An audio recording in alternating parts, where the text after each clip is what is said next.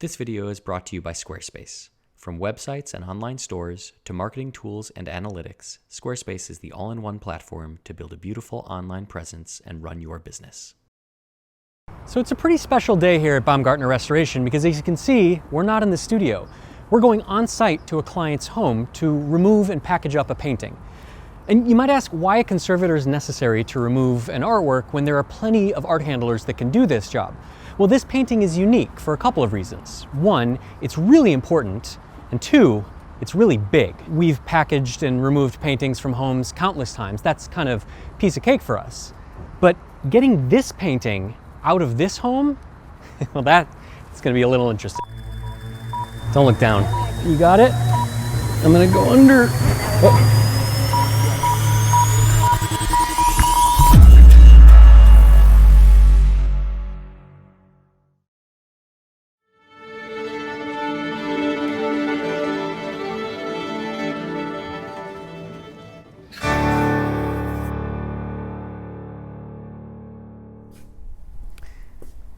Rope and carabiners and bubble wrap and cardboard and lions and tigers and bears, oh my.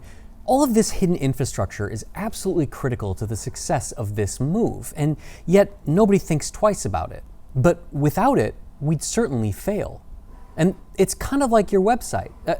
Unless you have Squarespace and their suite of creator-driven infrastructure tools that guarantee success.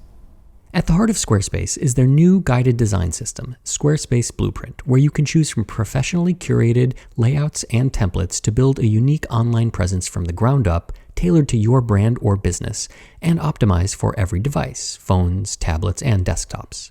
With Fluid Engine, their next-generation website editor, it's never been easier to unlock creativity. Once you've chosen your website design, you can reimagine it with drag-and-drop technology for desktop or mobile devices, making customization super simple. And if that wasn't enough, Squarespace will help you launch your website and get discovered fast with integrated, optimized search engine optimization tools, so you show up more often to more people and grow the way you want. So head over to squarespace.com for a free trial, and when you're ready to launch, go to squarespace.com/Baumgartner to save 10% off your first purchase of a website or domain. After abstract expressionism took New York and the art world by storm in the late 50s and 60s, the response or evolution of that movement was a more minimalist post-painterly abstraction led by Frank Stella.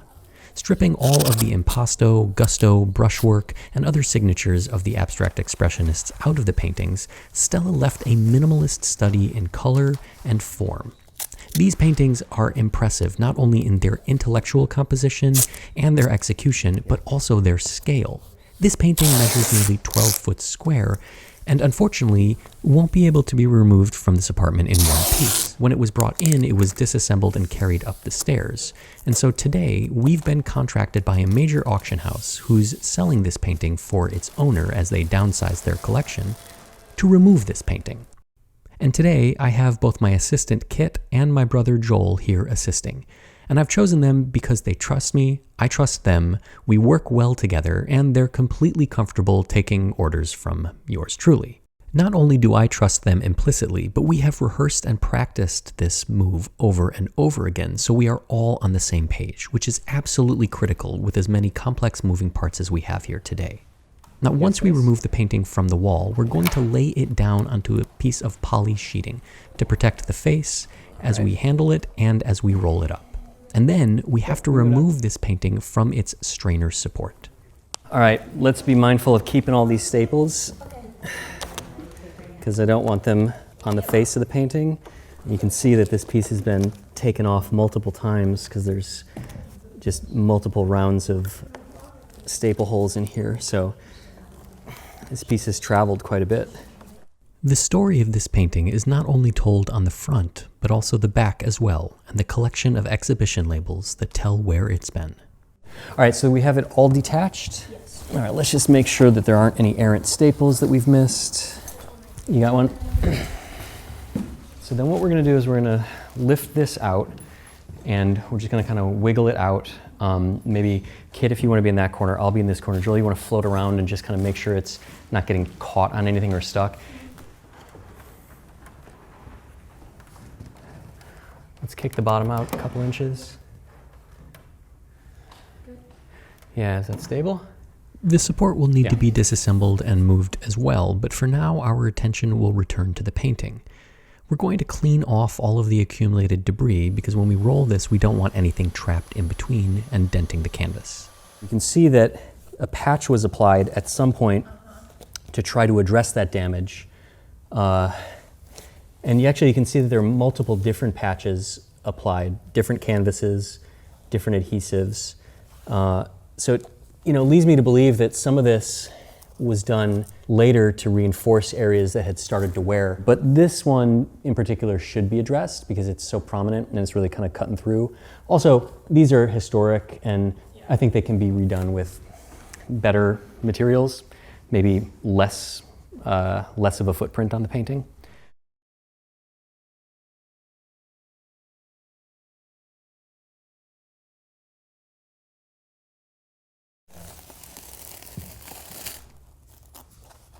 And this is incredibly brittle. At some point, probably when the painting was installed in this apartment, this tape was adhered to the edge to clean it up and make it look more presentable because the painting isn't framed. But this tape is not archival and it's full of acid and it's deteriorated, so we're going to remove it for the sake of the canvas and the painting's longevity, but also because it's really brittle and rolling it would just cause it to disintegrate and make a mess. And if it needs to be recovered, a ribbon or a proper frame would be a better choice, but we'll leave that up to the future owners. Back over. All right. All right. So we're just gonna stop right here. Ooh, static. All right. Now back it up. And now we can begin rolling the painting. And we do so with the paint layer out. Even though this is acrylic and flexible and fairly thinly painted, we want to make sure that we don't compress or put any stress on the paint layer. The poly sheeting interleaves in between the back of the canvas and the face, making sure that there's no contaminants on the face. And once we've got it all wrapped up, we're going to seal it up with some tape. Each piece of tape is tabbed to help the future art handlers know how to remove this packaging. It can be incredibly frustrating to not see a clear way of doing so. And then the entire roll is packed up in multiple layers of bubble wrap. This is going to pad the piece as it's transported, but we're going to actually sleeve this with a larger diameter tube. Even though this painting is wrapped onto a small tube and is stable, we are going to be handling this and going down 17 flights, and we want to make sure that any bumps or dings don't affect the painting. So we've created a larger tube, disassembled it in the studio, and are reassembling it here. This outer sleeve, or sarcophagus, is going to protect the painting as we handle it and transport it down the staircase. We're also going to feed in some rope through the center, and this is going to allow us to create a tether and handles on this tube, because it will get pretty heavy once it's all packed up. The inner roll is tightly fit to the outer roll. We don't want any movement or any shifting while we're handling it. That could cause damage to the painting. Once the inner roll is inside the outer sleeve, we can tape it all up and start the process of fitting the riggings. Using a couple of rock climbing standoffs, we're making sure that this rope is attached not only to the outside, but through this larger tube. We're going to tie it off and then use some duct tape to create handles. Every 2 feet or so, we'll wrap the entire tube and the rope with duct tape to create handles that will allow us to grab onto the tube.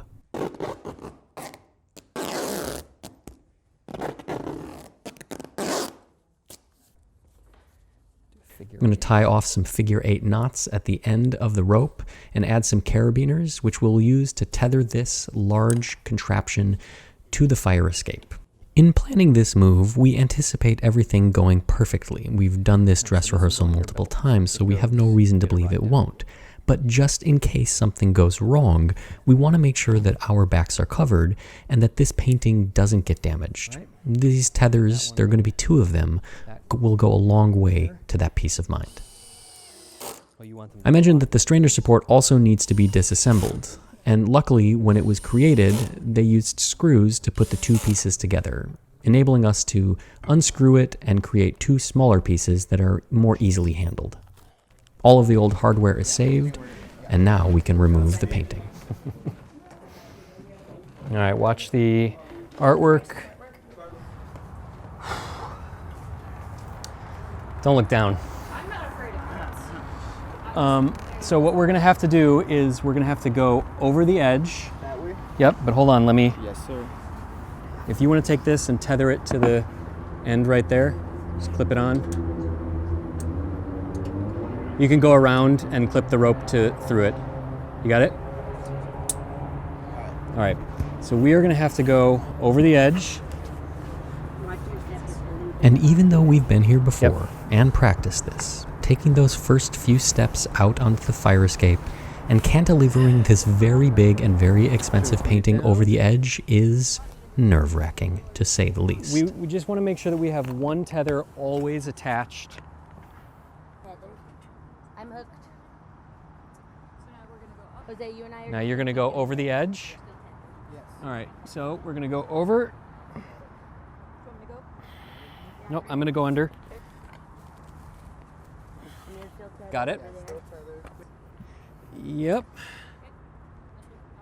You'll go under and then carry it down. Lindy, if you would grab this. Yep. I'm going to come under. Somebody made sure that this fire escape passed its code, right?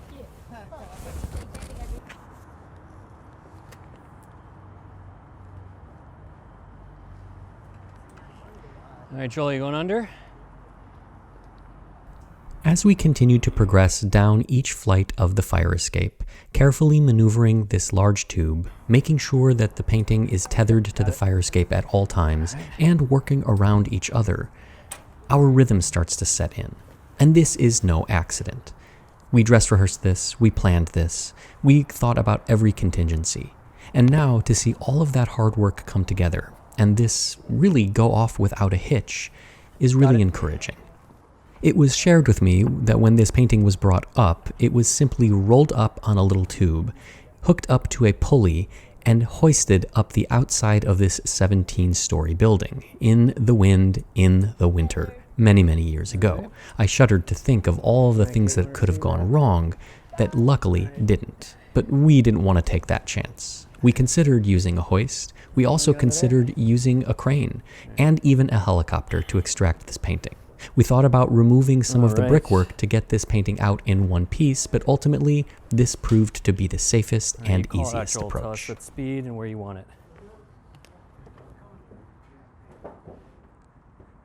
And as we head down those final steps and through the building out to the street where the truck is waiting for us, a great sense of relief washes over Joel, Kit, and I. Not to mention all of the people from the auction house, the owners, the consultants, and the insurance people who were watching us with eagle eyes. Our construction will then be placed in a larger wood crate to protect it during transportation to New York, and then ultimately it will be taken out, married back with the strainer support, and then presented at auction. And even though my role here was relatively small, that nothing happened, that everything went off perfectly, is a huge relief to everyone involved, and ensures that this painting will now live a long and fruitful life wherever it ends up.